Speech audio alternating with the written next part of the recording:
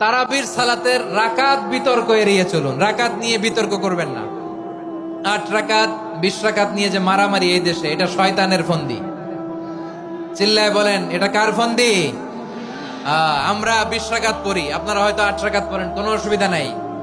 আমরা যারা 20 রাকাত তো আমরা পড়তেছি, আমরা 20 রাকাতের কথাই বলি। 20 রাকাত আমরা পড়বো আজীবন। সৌদি আরবে মক্কা মদিনায় 20 রাকাত পড়ে, কোনো অসুবিধা নাই। অন্যান্য মসজিদ গুলো 8 রাকাত পড়ে, এই নিয়ে এদের মধ্যে মারামারি আছে?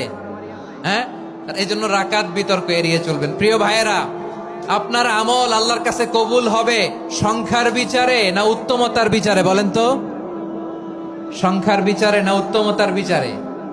উত্তমতার বিচারে। কত চমৎকার ভাবে আপনি আল্লাহর সামনে দাঁড়াতে পারছেন, এটা বিবেচ্য। রুকু সেজদাগুলো সুন্দরভাবে করবেন।